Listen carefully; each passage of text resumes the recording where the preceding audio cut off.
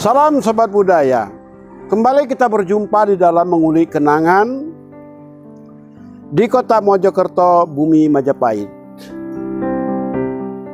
Kali ini kita berada di Jalan W.R. Supratman. Jalan W.R. Supratman membentang dari barat ke timur sepanjang kira-kira 200 meteran dan merupakan terusan dari Jalan Kartini yang pernah kita bicarakan di waktu yang lalu. Jalan Kartini menyeberang Jalan Majapahit dan diteruskan ke Jalan W.R. Supratman. Penamaan W.R. Supratman sebetulnya adalah penamaan baru. Sebelumnya masyarakat mengenal jalan ini sebagai Jalan Gadean. Karena di jalan inilah kantor pegadaian pertama kali didirikan untuk kota Mojokerto. Jalan ini sebetulnya adalah suatu jalan yang sangat bergengsi pada masa lampau. Setingkat Seterat, artinya setingkat jalan yang besar dan dihuni oleh banyak sekali orang Belanda. Sebelum mendapat sentuhan bangunan-bangunan modern di masa kini seperti yang kita lihat yang ada, jalan ini penuh dengan bangunan-bangunan Belanda yang nilai artistiknya begitu tinggi. Akan tetapi kini kita bisa melihat bahwa jalan ini sekarang sudah berdiri banyak bangunan baru. Sementara bangunan lama sudah lama dirobohkan dan diganti dengan bangunan baru. Kembali kepada tadi, soal pegadaian. Pegadaian menandakan sepastinya bahwa jalan ini adalah suatu jalan yang sangat diperhatikan oleh pemerintahan.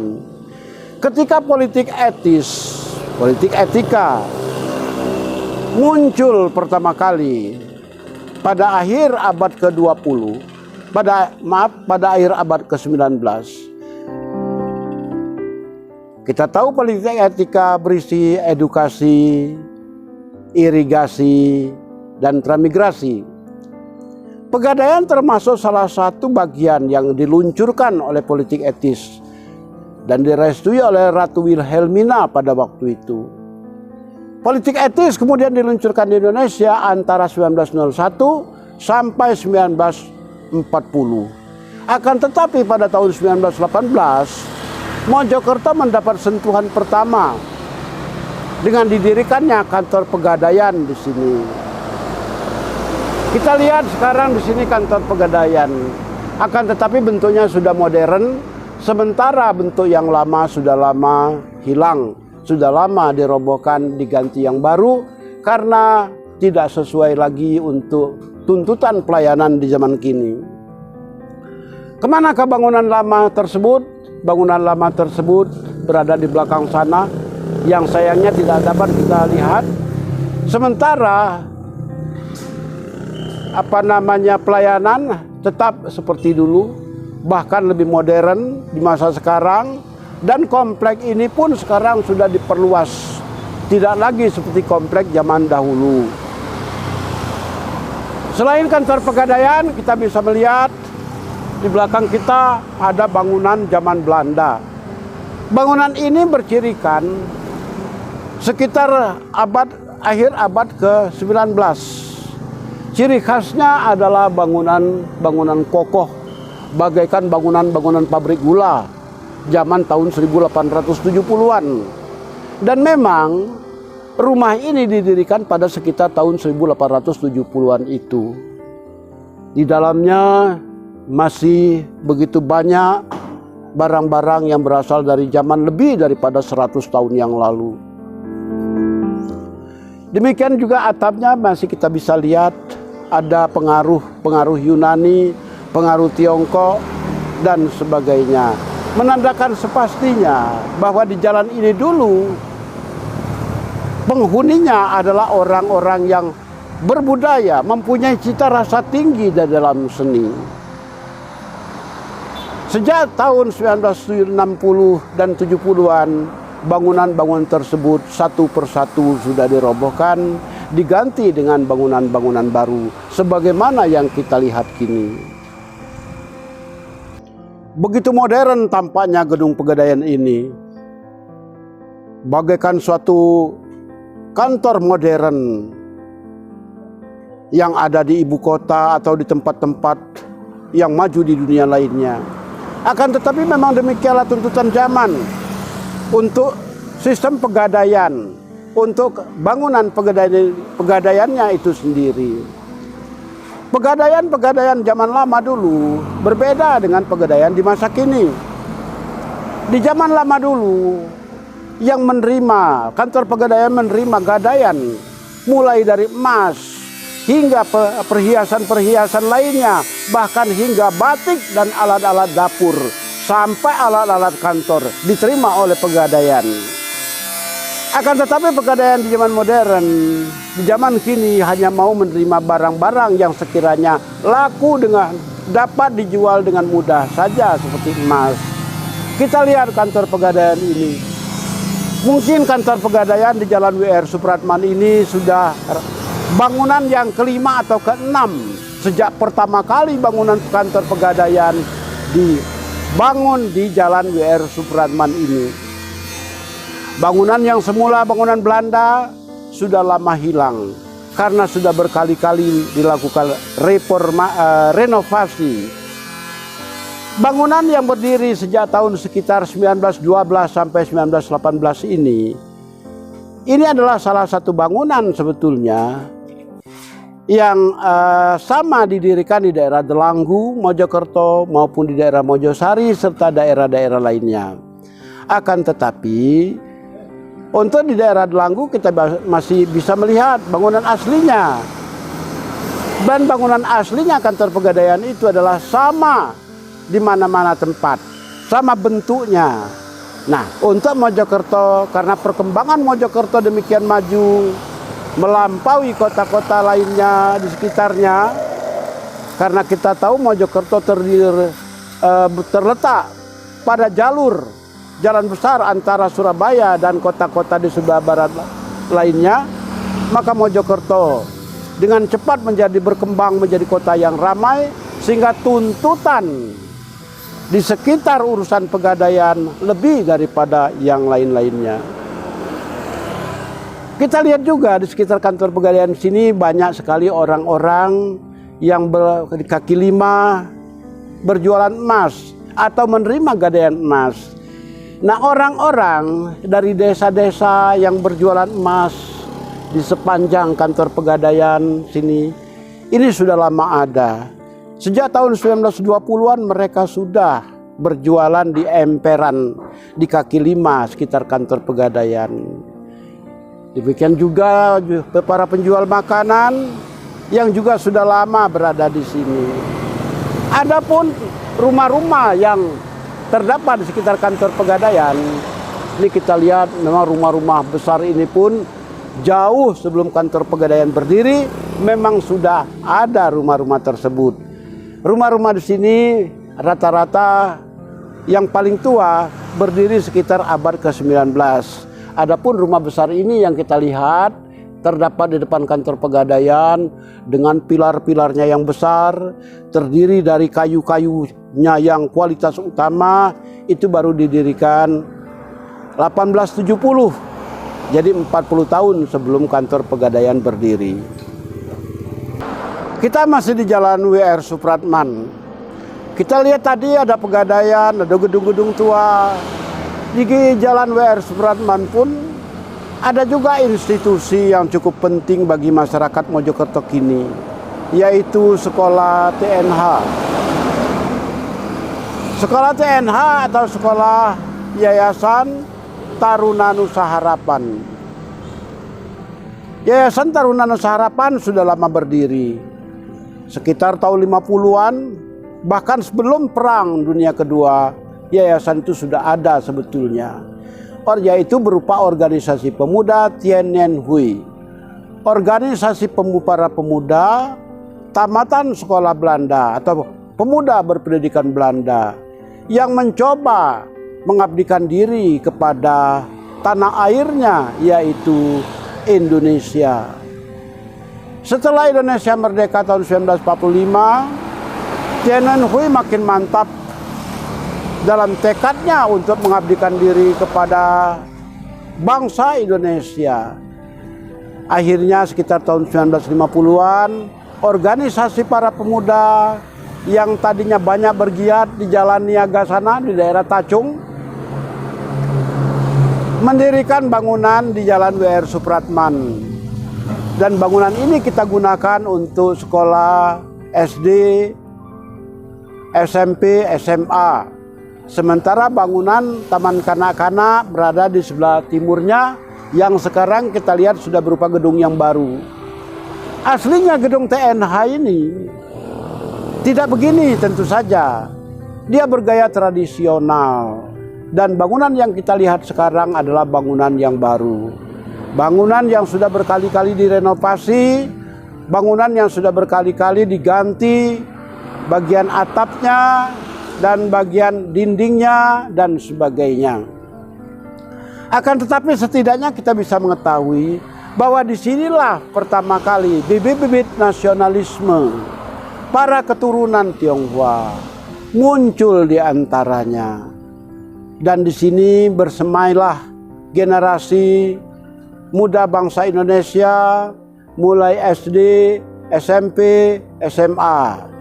SMA di sini masuk siang karena gedung ini pagi-pagi sudah dipakai oleh SD. Sedangkan bagian SMP-nya terletak di belakang sana juga masuk pagi.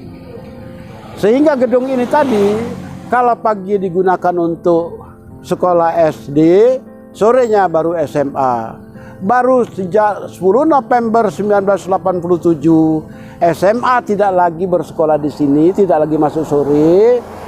Dia pindah ke Jalan Letkol Sumarjo. Sejak dia pindah ke Jalan Letkol Sumarjo, pada tahun 1987 tersebut SMA mulai masuk pagi. Dan sejak itulah gedung ini hanya digunakan untuk SD semata-mata. Dan sekarang kita lihat ada beberapa SD di dalam gedung ini. SD TNH 1, 2, 3 dan sebagainya. 10-an tahun yang lalu, Jalan W.R. Supratman ini di depan TNH begitu rindang oleh banyaknya pepohonan. Begitu banyak orang berjualan dulu di sekitar sini. Bahkan di situ dulu ada saluran air, tempat air mengalir kira-kira 75 cm lebarnya. Dan acap digunakan oleh orang-orang tertentu untuk buang air di sana, untuk memasang WC yang dapat dipindah-pindahkan. Juga di sekitar sini gedung TNH ini masih berdiri gedung-gedung Belanda lama, gedung-gedung Belanda, gedung-gedung yang telah didirikan sejak puluhan bahkan ratusan tahun yang lalu. Ada gedung dari zaman Belanda, ada juga gedung-gedung rumah-rumah yang didirikan dari tahun 1950-an.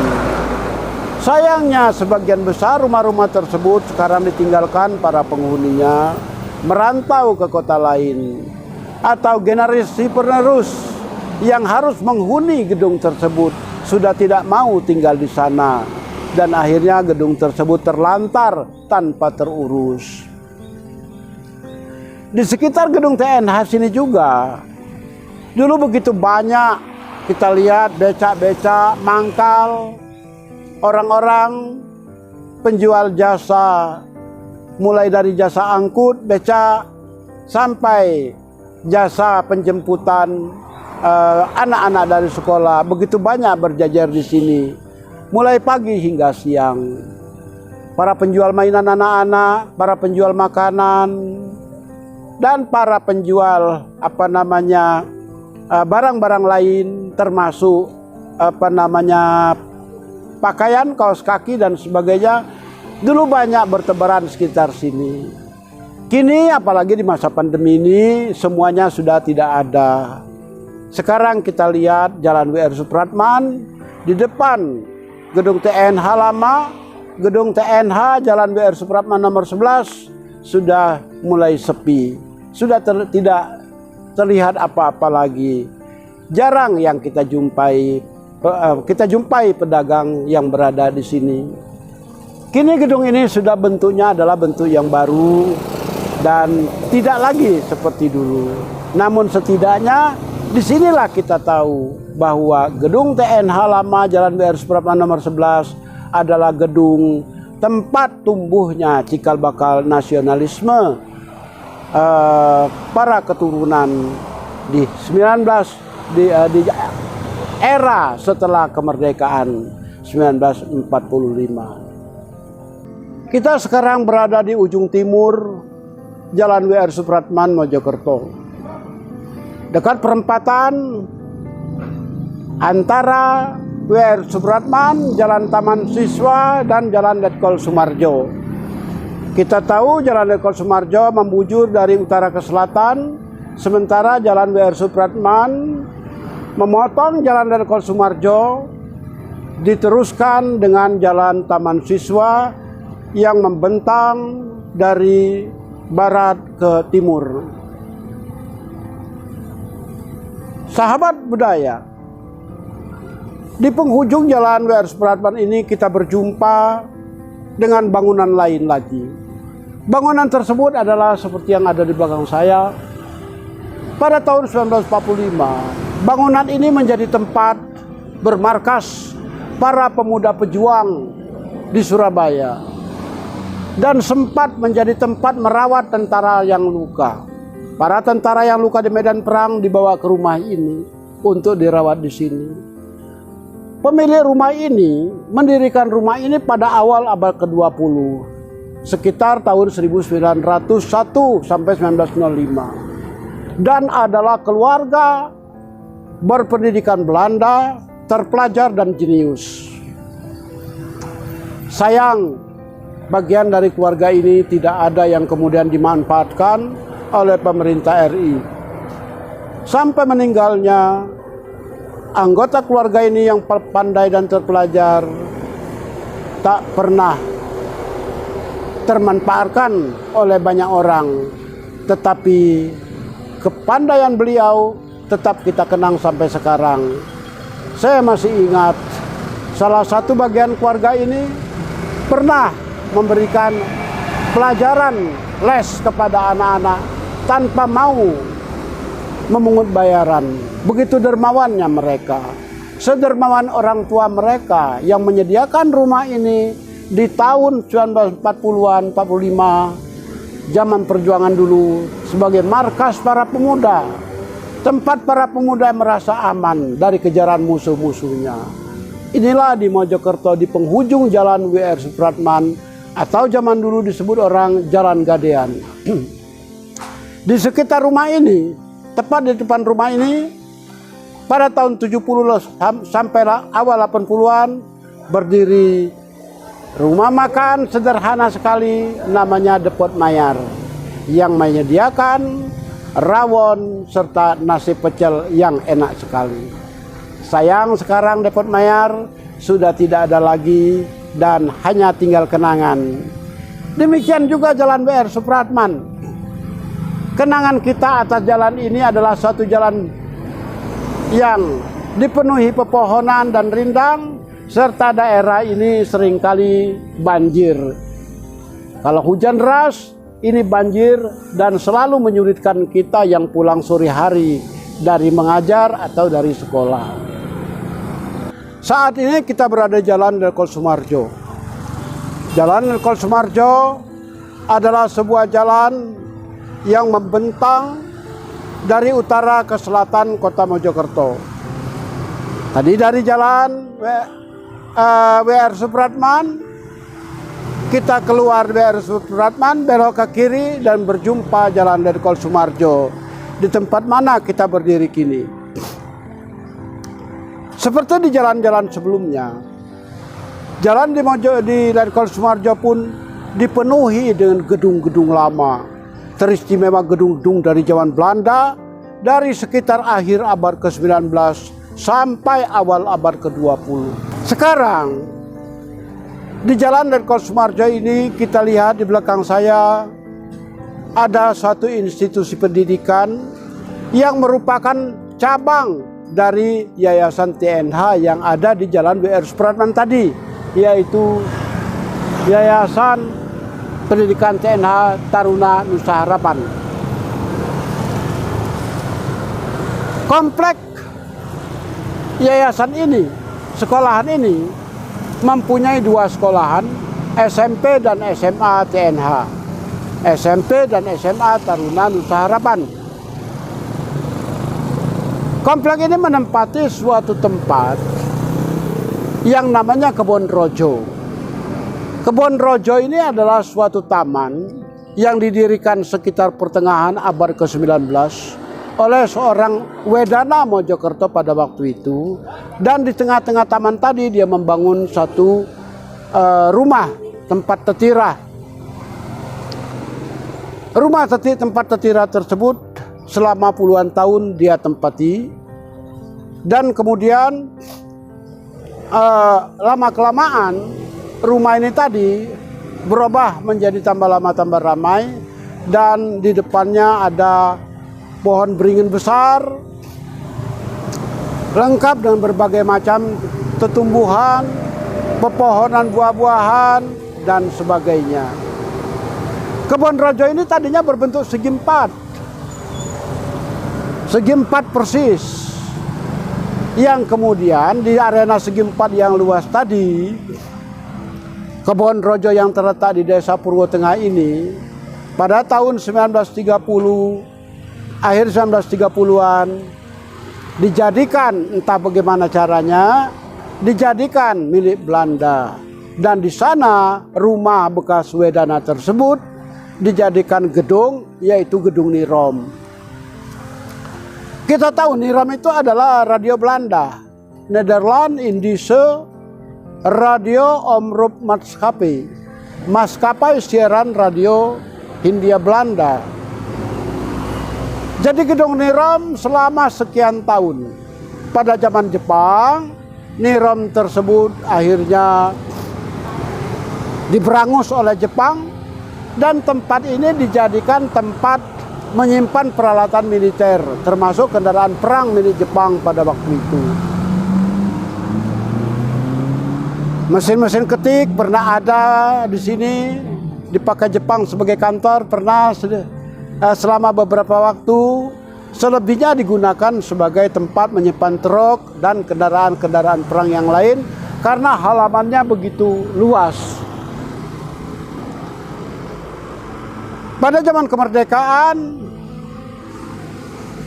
komplek ini kemudian diambil oleh pihak militer dan dijadikan kantor pihak militer pada waktu itu, kantor Kodim. Sehingga untuk sekian lama komplek ini disebut orang komplek Kodim, asrama Kodim. Kalau orang tinggal di sini disebut tinggal di mana? Tinggal di Kodim. Dan pada tahun 1948 dibangunlah pos penjagaan militer di pojok sana, yang sekarang sudah tidak ada, sudah digantikan oleh restoran ayam goreng Kentucky Fried Chicken. Selain itu di sebelah sana itu ada satu bangunan juga. Itu bangunan yang pernah ditempati pertama kali oleh Mayor Jenderal Sungkono. Dan rumah tersebut sampai sekarang digunakan oleh para komandan Korem. Kita ingat, dulu saya masih ingat Pak Bupati Sampang, Bagus Hinayana, pernah tinggal di sini waktu beliau menjadi komandan Korem Mojokerto. Dan mulai tahun 1970-an, tentara-tentara di sini kemudian pergi, namanya tetap Kodim. Walaupun tentaranya sudah pergi, dan tahun 1970-an dibeli oleh pihak TNH, namanya pun tetap asrama Kodim. Tempat ini dinamakan dengan Jalan Letkol Sumarjo nomor 67. Ketika dibeli oleh TNH, semua bagian komplek tersebut dibeli dan dimiliki TNH, kecuali mantan rumah Majen Sungkono tetap ditempatkan di luar TNH. Hingga sekarang rumah tersebut tidak termasuk bagian dari komplek TNH. Walaupun pada awalnya kita dapat melihat rumah tersebut adalah bagian dari komplek Gedung Rojo, Kebon Rojo. Dan Kebon Rojo ini semula lebih luas daripada sekarang karena batas belakangnya lebih ke belakang sana kira-kira 25 meter. Sehingga kalau komplek ini disebut dengan komplek Kebon Rojo di Jalan Keliriko Sumarjo, itu boleh benar boleh tidak. Boleh benar karena memang bekas komplek Kebon Rojo. Akan tetapi tidak karena komplek tersebut telah mengecil daripada komplek Kebon Rojo sebelumnya yang luas, sekarang lebih kecil daripada ukuran tersebut.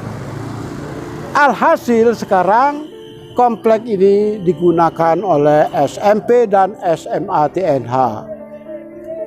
Suatu sekolah yang favorit di Mojokerto, sekolah swasta favorit di Mojokerto, dengan murid tersebar di seluruh penjuru tanah air. Karena kita tahu murid ini, sekolah ini setiap tahunnya menelurkan begitu banyak murid yang menyebar hingga ke Jakarta, hingga ke Amerika, bahkan ke berbagai tempat di Indonesia. Demikian kisah tentang sekolah TNH yang menempati komplek yang dahulu kala zaman Belanda disebut dengan komplek Kebon Rojo. Sebelah sana bisa kita lihat masih berdiri rumah Majen Sungkono yang saya katakan tadi. Sementara di bagian selatan sana terdapat rumah-rumah peninggalan Belanda juga yang sudah tua, yang sekarang sudah tidak dihuni lagi oleh para pemiliknya, karena pemiliknya banyak sudah berada di berbagai tempat. Ada yang di luar negeri, di Amerika, ada yang di Jakarta, ada yang di Surabaya, dan tak mau lagi menghuni tempat ini.